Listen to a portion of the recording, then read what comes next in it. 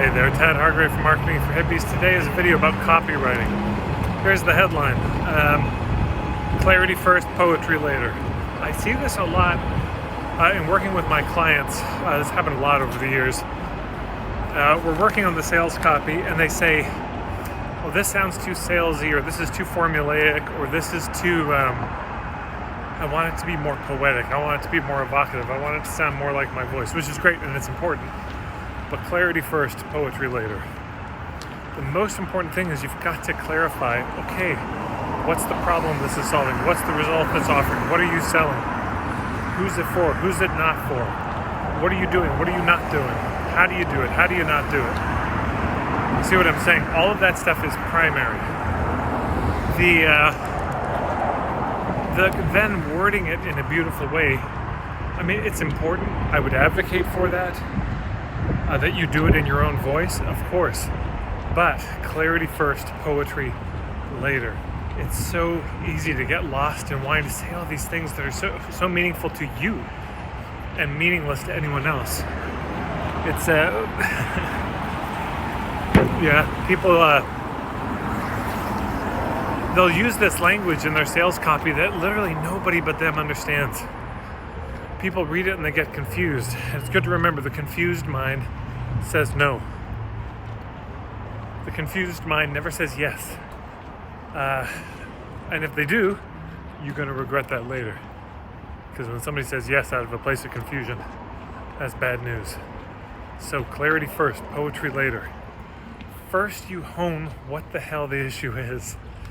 You know, before you create an artsy headline, you have to figure out what the headline is even about in the first place. Before you write a headline, I'll tell you, some of the people in my mentorship program, we've come up with some beautiful headlines that I think are lucid without being salesy. And it was a Herculean effort usually to get to that place where we actually had the clarity to make poetry out of. There's no such thing as poetry abstractly. When there is, it's not good. Poetry is always about something. There's some center to it, you know what I'm saying? Prepositionally, it's about something. Like, there was a lake or a moat around the castle. That's what I mean, or about the castle. A headline is circling something. It's around something, it's about something.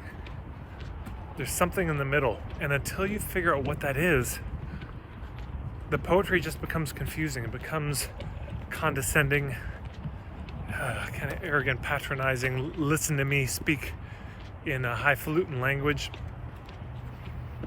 and it's no good. It's always clarity before poetry. Clarity about what? Again, in my model, for those of you familiar with it, it's Island A. What's that? What's Island B? What's the boat? What's your point of view? What's the offer? What's the structure? What's the price?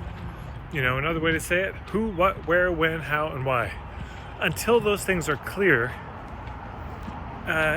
you got no business getting into poetry.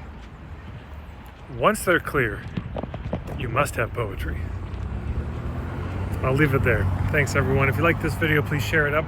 Tell all your friends. You can subscribe, the little red button there, and then the bell icon. It will notify you when the next video goes live. And, of course, we got a website. You can check that out. Sign up for my email list. And I'm on Facebook as well. Okay, that's really it.